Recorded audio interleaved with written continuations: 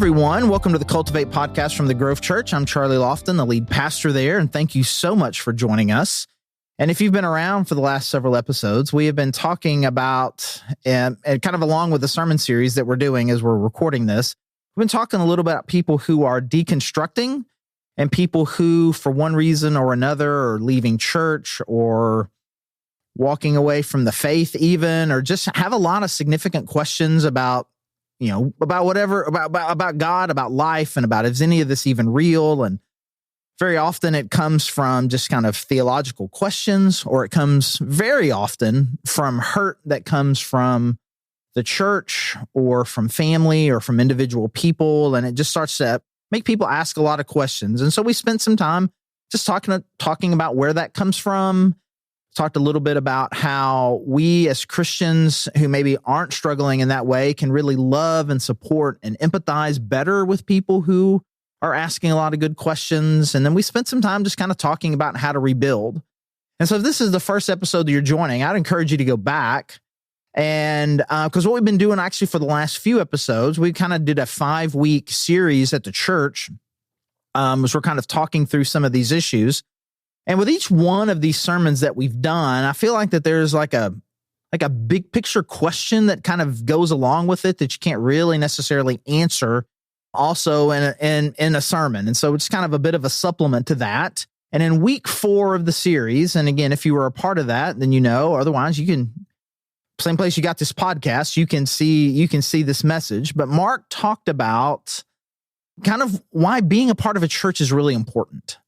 Because one of the first things that I think that can happen to people who are deconstructing is even before they would even walk away from their faith, they seem to walk away from church. And I mean, I feel like Mark gave a really good sermon, and I encourage you to listen to it. Just really, really kind of more of a rallying cry for why it is important for us to be together and why the gathering of Christians is such an important thing. So even as I was sitting there with Mark, a question really popped into my head that I know that a lot of people have, and I know that a lot of people have this question, is because I've heard a lot of people express it. Because again, they may have some political frustration with the church, or they may have a personal frustration with the church. They've got something that has made them feel that the church is not really an appropriate vessel for Jesus, and they have some just real disdain for it for one reason or another. And so people will ask this question, sometimes very practically, but sometimes just really more philosophically. And I'll start with one version of the question, and then we'll start getting slow. We'll progress to other versions of the question that kind of maybe. And so probably at some point, if you've had a question along these lines, probably at some point, hopefully, we will touch on your specific version of it. But we'll start in the broadest sense of it, where people ask, really, can you do Christian life alone? And so often the way that this is expressed is, I don't need to be around a bunch of people. I don't need to go to church on Sunday. Just me and my Bible, or just me walking around in nature, me just kind of connecting with God, that it really is about me and my personal faith. And so you don't really have to go to church.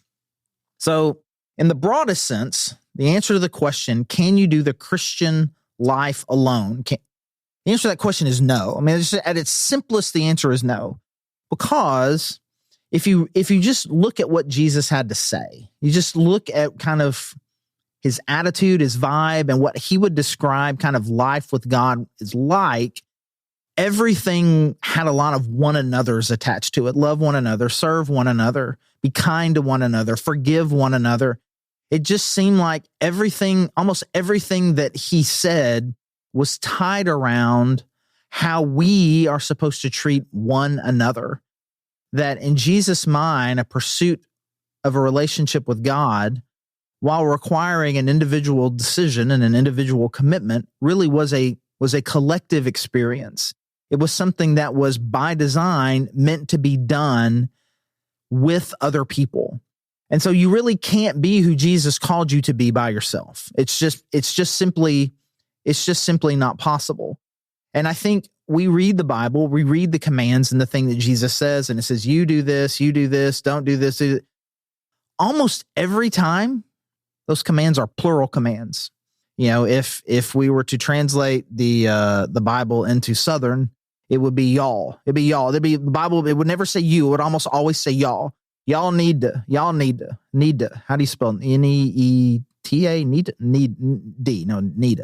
Y'all need to do this. And so there's a sense in which it was just assumed from Jesus that this was something that we were going to do together.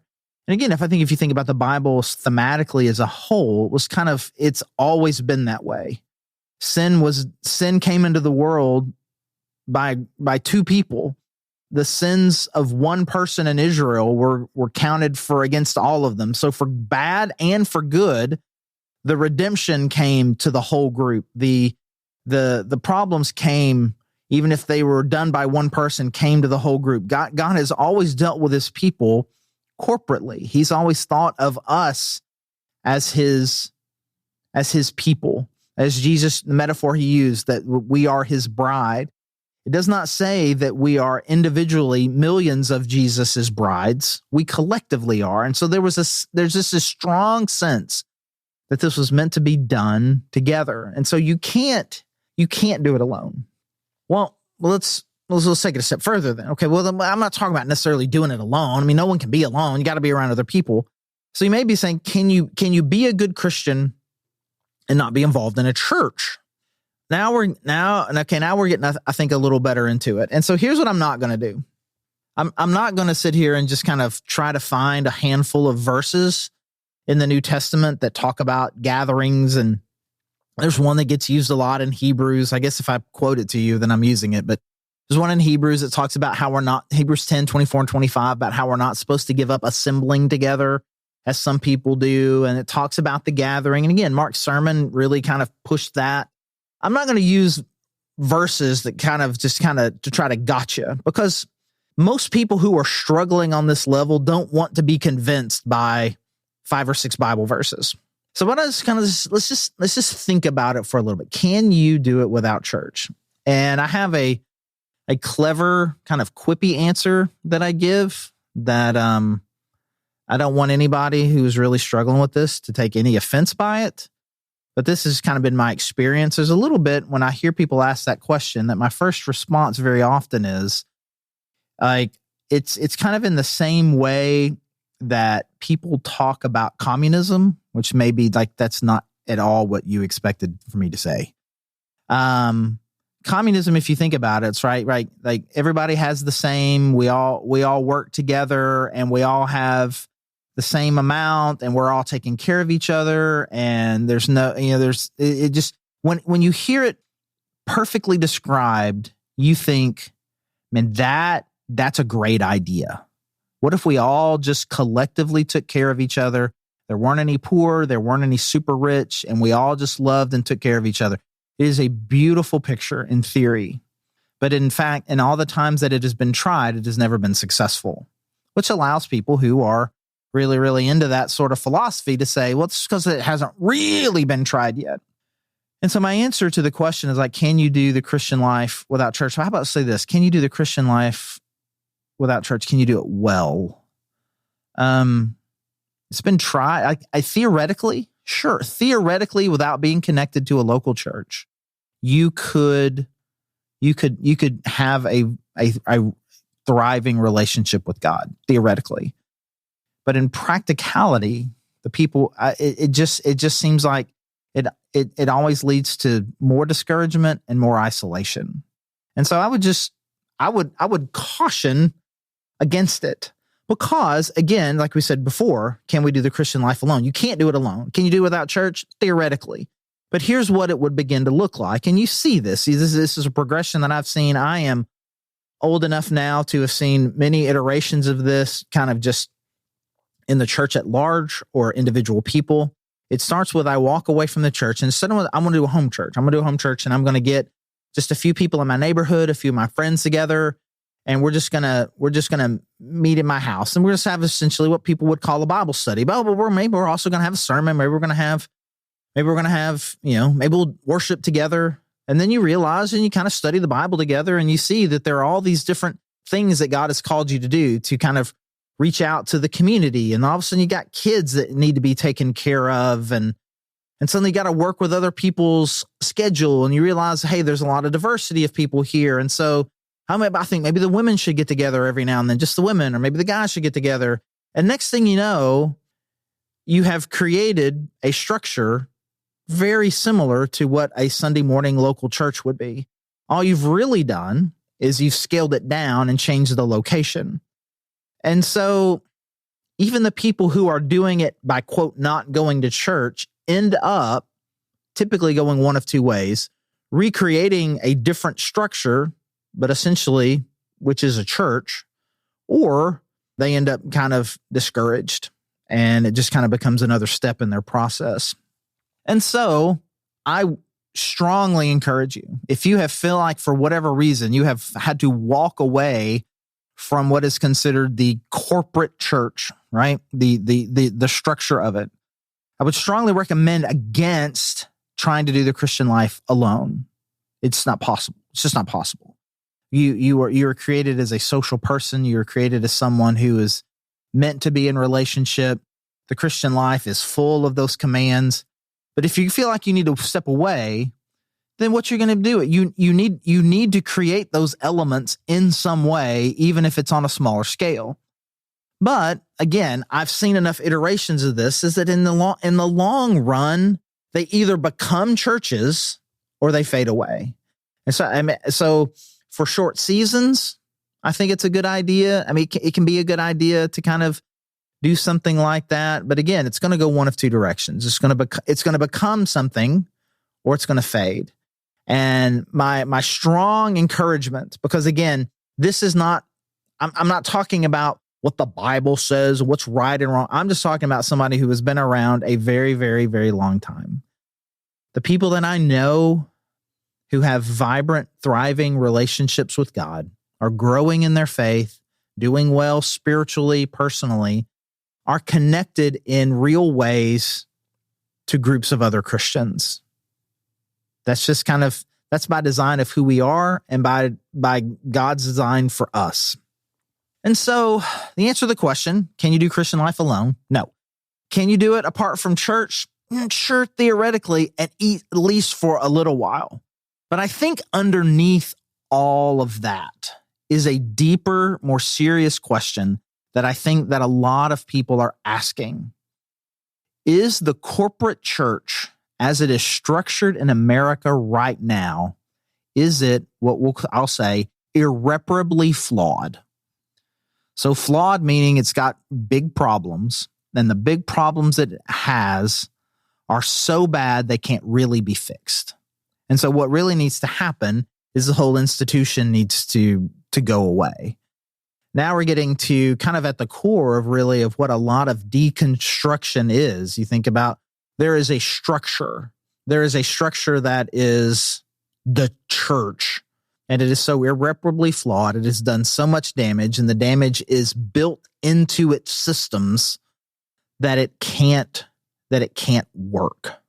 So a lot of people are asking that question. Like, again, over the last several weeks, both in our sermon series and in this, when we're talking about deconstruction, we're mostly talking about people who are deconstructing their personal faith. But it very often starts, or with some people, that's the only place where it is.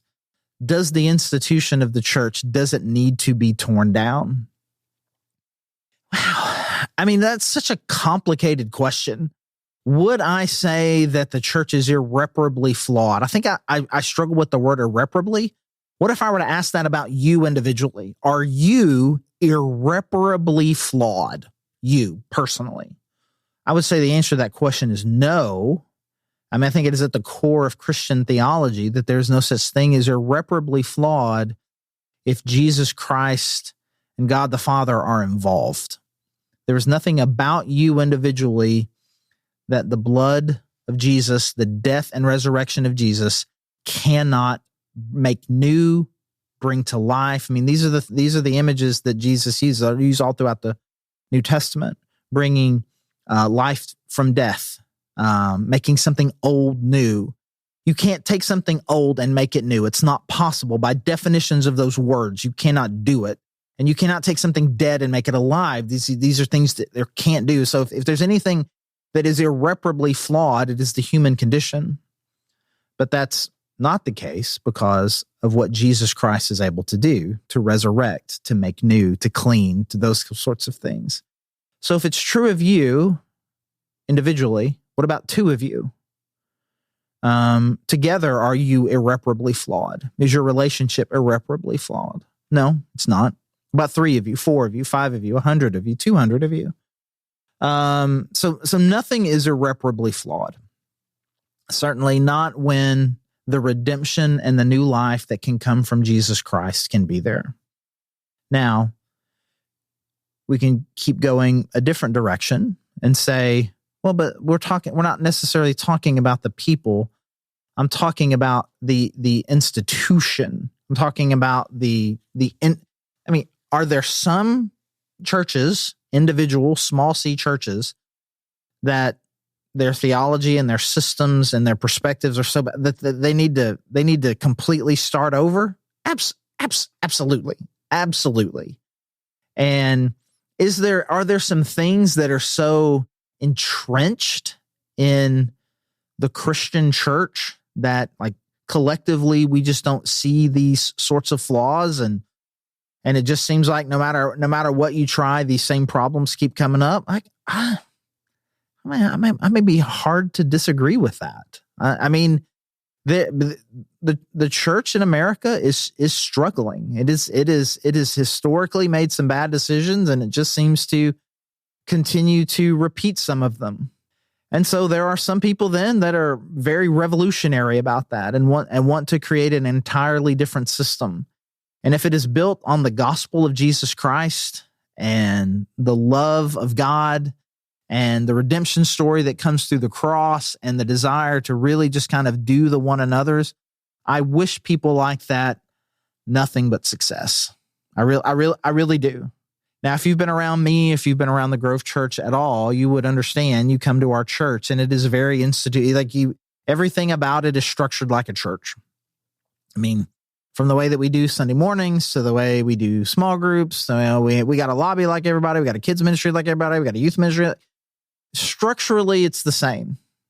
But I'm the kind of person, just me personally, that I do not believe that the structure is so irreparably flawed or so damaged that the structure can't be utilized, especially in a place where it is very common, it is very known. And so what we have chosen to do is to continue to keep the structure. Can we keep the structure but change the tone? Can we keep the structure and try not to make and repeat the mistakes from the past? And that's where my heart is. That's just kind of who I am. I'm not a revolutionary. I'm not someone who's just going to blow something up. I'm the kind of person who remains always with a little bit of hope and always with a little bit of optimism. And honestly, I think that's God-given. I mean, in the same way that God has not given up on us, I'm not giving up on the church, if you will. But in all of that, what I want you to hear is whatever hurts you have, or whatever kind of big picture frustrations, be it around racism or sexism, that you feel like has creeped into some of the bigger picture institutions of the church. Man, that pain is real, and I don't want to minimize it. And your desire for something to be radically different, I get where it comes from. But just for me personally, I've just kind of chosen to, within the system, try to be a reformer. In fact, even just before I was recording this podcast, just talking about something else and other Christian organizations that I'm involved in that I don't necessarily completely see eye to eye with in every possible way. I believe in the people. I believe in the mission. And I believe that we can, from within, create what we desire to have. A place that really fully understands the mission that God has called us to. A place that chooses to love everybody when they come in the door. People who choose to keep Jesus at the center. And that we can love each other, because the structures of the church, such as they are actually really, really helpful. And I think that we can root this out. But again, if the damage feels irreparable, I get it. But that's why I worship Jesus. I mean, it really is. There is nothing in my life that can be so bad that God can't bring real healing to it. And I think that about us individually in small C churches and collectively in the capital C church. That's just me. And so I get, again, I want you to hear me for those of you who are struggling. I want you to hear me say that I see you, I hear what you're saying, and I understand. And I would encourage you to find a place where you feel like you can connect. And if for a season it can't be at a place that feels like a regular church, just please find it somewhere. Stay connected with other people who really are wanting to grow personally in their faith with Jesus Christ and are going to support you and understand you. Please find some people like that in your life. And then I hope at some point you will be able to find your way back into what feels like the larger capital C Christian church movement, because God has called us to do this all together within a church and amongst a whole lot of churches, all the churches together. This is something that God has called us to. And in the same way that you don't want anybody to give up on you, we can't give up on one another. That is just my encouragement to you. And again, I very intentionally did not go to a lot of Bible verses and kind of say, well, the Bible says this, because I didn't want this episode in particular to feel like I'm trying to convince you of something more than I'm just kind of passionately, but hopefully not overwhelmingly, just kind of share my heart around this issue. And so, as always, if this is something that you are battling with, I would love to hear from you. I'd love to hear your thoughts. I'd love to hear any questions you have. I mean, if you send me questions, when people send me questions and thoughts and things about what they're hearing in this, it shapes not only the next episodes, but it shapes kind of other series that we do in the future. So if this is something that's on your heart, please let me know. You can always holler at me, charlie@thegrovechurch.org. Or I'd love to see you on a Sunday. You can come by the church sometime, and you can get all the information about when we meet at thegrovechurch.org/connect. You can fill out a little card there. Let us know that you're listening. Or if you are not local, you can go to that same website. Again, fill out that card there. Let us know that you're here. You can stream with us sometime. Either way, we would love to help, serve, connect you any possible way that we can. We've got a couple more episodes in this series. Encourage you to come back and join us for that. Again, we'd love to see you on a Sunday. And as always, I'm Charlie Lofton, and thank you so much for joining us on the Cultivate podcast.